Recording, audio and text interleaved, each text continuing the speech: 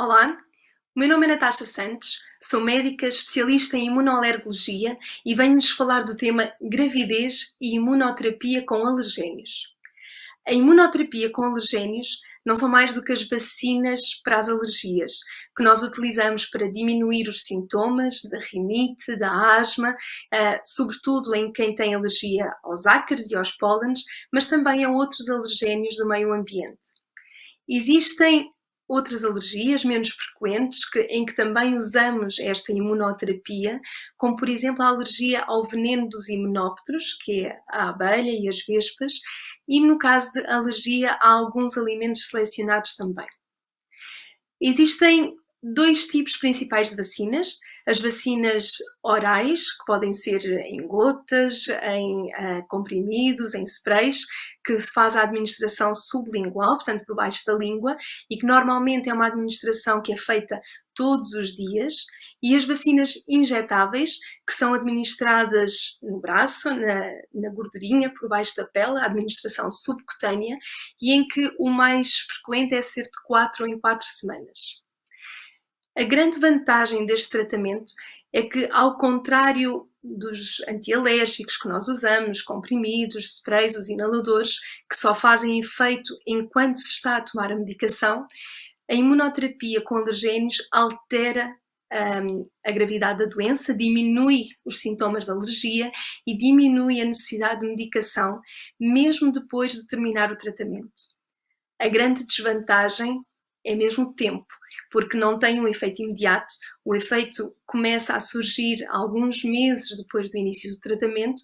e tem que se manter durante algum tempo, durante pelo menos 3 a 5 anos, dependendo da velocidade a que as pessoas respondem, e em que 3 anos é mesmo o mínimo para termos a tal memória imunológica, para que o efeito se mantenha mesmo depois de terminarmos o tratamento com a imunoterapia. E durante esses 3 a 5 anos pode acontecer muita coisa e as mulheres podem, obviamente, engravidar, as mulheres em idade fértil. Nós, a maior parte dos tratamentos, podemos fazer em todas as idades, a partir dos 4, 5, 6 anos, mas a grande maioria das mulheres que estão a fazer o tratamento são mulheres jovens e, portanto, a gravidez é algo que acontece naturalmente com alguma frequência durante o tratamento. E nesse aspecto é importante saber o que é que acontece a essas mulheres que têm alergias durante a gravidez. Existem algumas alterações fisiológicas, existem algumas alterações hormonais também que favorecem que algumas mulheres tenham o que se chama uma dispneia durante a gravidez. Dispneia é simplesmente o termo para falta de ar, muitas vezes provocado por hiperventilação, por um aumento da respiração. E isso normalmente é no primeiro, segundo trimestre de gravidez que acontece. É diferente da asma, porque não tem a pieira característica, a chiadeira, não tem o aperto no peito, e, portanto, é algo que é para vigiar e para tratar, obviamente, mas pode-nos confundir aqui um pouco com um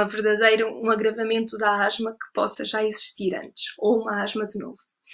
Existe uma outra situação que também acontece com alguma frequência durante a gravidez, mesmo em quem não tem alergias, que é a chamada rinite gravídica, que é sobretudo uma congestão nasal, o nariz fica mais entupido, e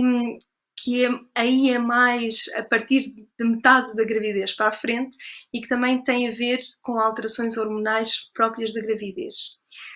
Para além disso, numa mulher que já tenha asma, nós sabemos que 1/3 das asmas melhoram durante a gravidez, 1/3 das asmas ficam na mesma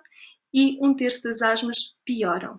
E as consequências de uma crise de asma numa gravidez podem ser um problema muito grande, porque quer para a mãe, há um aumento de risco de pré-eclâmpsia se houverem crises de asma. Pré-eclâmpsia é uma situação médica que cursa com o aumento da pressão arterial e que pode ter consequências tanto para a mãe como para o bebê. E se nós pensarmos que o bebê recebe o oxigênio através do oxigênio que a mãe recebe,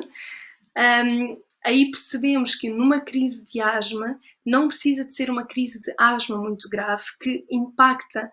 tem uma influência direta na oxigenação do bebê, do feto, e portanto uma asma não controlada está relacionada com complicações para o bebê, com parto pré-termo, ou seja, o bebê nascer antes do termo, com baixo peso também, e mesmo com mortalidade perinatal, que é durante, pouco antes ou depois do parto, o bebê acabar por falecer, e que são, obviamente, situações que nós queremos evitar ao máximo. E a grande dificuldade aqui é que nós não conseguimos prever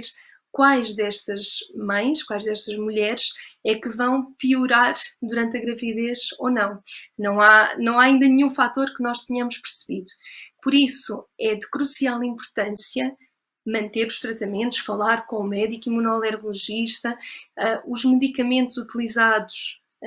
hoje em dia, quer para a rinite, quer para a asma, são de forma geral seguros e devem ser mantidos. Assim, na dúvida, manter o tratamento para que não haja um agravamento e não haja nenhuma destas complicações. Ser algo discutido, de preferência ainda antes de a mulher engravidar, quando já tem esse objetivo.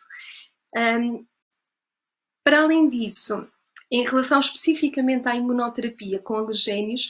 é também um tratamento que deve ser mantido, exatamente por causa disto, porque nós queremos manter a mulher o mais estável possível. O ideal é,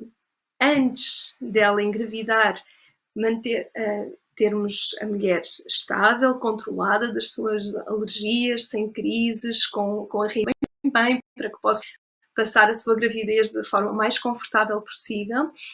E se tiver a fazer uma vacina, uma imunoterapia com alergénios, devemos também manter esse tratamento, porque isso vai ajudar a melhorar o controlo e vai ajudar a diminuir a necessidade de medicação, como tínhamos visto, para que a gravidez corra da melhor forma possível. E essa vigilância deve ser, de preferência, numa mulher com asma, todos os meses, a fazer ali um checkpoint, está tudo bem, se não está a agravar, se houver algum agravamento, ajustar a medicação. É muito importante esta conversa próxima com o médico de imunoalergologia. Em relação a fazer a imunoterapia durante a gravidez, a boa e a má notícia é que, por um lado, não faz mal ao bebê, não aumenta a probabilidade de alergias, mas também não protege os filhos daquelas mães que têm alergias, não os protege de ganhar aquelas alergias. E esta probabilidade, o filho de uma mãe alérgica tem cerca de 25% de probabilidade de também se tornar alérgico, ou 1 em cada 4 filhos, em princípio, vai sair com alergia, e esta percentagem ainda é superior se o pai também tiver uma história de alergias. Portanto, em relação a riscos para o bebê de fazer a vacina, da vacina em si, porque a vacina tem os extratos, tem as substâncias a que aquela pessoa é alérgica, e vai desensibilizando. A lógica é esta, é ir o tratamento continuado com a vacina vai desensibilizando, a pessoa vai tendo cada vez menos alergia àqueles componentes, e para o bebê tudo bem. Agora, a grande dúvida que se coloca, isto já são recomendações antigas, de quando as vacinas que utilizávamos eram diferentes das que temos atualmente. A grande dúvida era aqui causarmos uma reação de alergia à própria vacina, que era um risco possível. Hoje em dia, e estudos feitos em Portugal e não há muito tempo, cerca de 0,1% de todas as vacinas administradas tiveram alguma reação sistémica, ou seja, uma reação generalizada. As reações às vacinas, o mais frequente é a reação no local de injeção, isto falando das injetáveis, e estas reações mais generalizadas são 0,1%, portanto, muito pouco frequentes, e mesmo estas não houve nenhuma reação grave com as vacinas que utilizamos atualmente, que são muito seguras. Com as vacinas orais, as vacinas sublinguais, ainda é mais seguro, e as reações sistémicas, as reações generalizadas fora do local da administração. Neste caso, é possível dar, por vezes, alguma comichão na boca, mas fora isso é ainda menos frequente. E por isso temos todas as vantagens de continuar o tratamento com as vacinas durante a gravidez. Antigamente, o risco maior era que houvesse uma anafilaxia, que houvesse uma reação de alergia grave à vacina, que, como estava a dizer, agora não se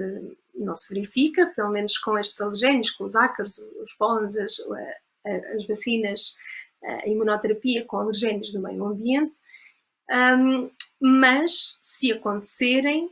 nós temos forma de tratar e o tratamento é igual numa grávida e numa mulher não grávida, com algumas pequenas nuances. Aqui onde se coloca, às vezes, uma questão um bocadinho diferente tem a ver com a vacina para as abelhas e as vespas, porque essas sim, com alguma frequência, nos dão mais reações. Mas o risco de ter uma alergia, o risco de ser picada por uma abelha ou uma vespa e ter uma reação muito grave também é superior a ter uma rinite, a ficar pior da rinite.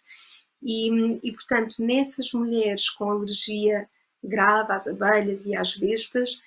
aí também o ideal é manter o tratamento, porque mantendo a imunoterapia estão protegidas ou estão mais protegidas de terem uma reação tão grave se forem picadas. E nesses casos, normalmente,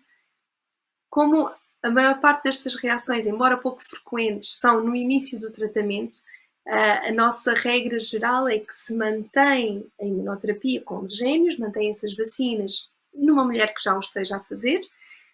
mas normalmente não começamos uma nova vacina durante a gravidez, até porque o efeito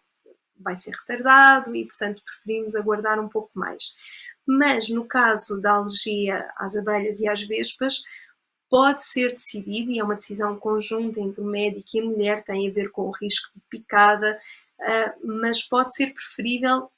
iniciar a vacina mesmo durante a gravidez, de forma a protegê-la, porque assim, se houver alguma reação, ela está no hospital connosco e já a vai proteger de ter uma reação tão grave se for picada no exterior, no seu local de trabalho ou em casa. E por isso, regras gerais, mas com algumas nuances que devem ser sempre discutidas com o seu médico, de forma a manter a alergia controlada e de forma a passar uma gravidez o mais alegre, mais saudável possível e depois toda a fase da amamentação, as recomendações exatamente as mesmas. Obrigada.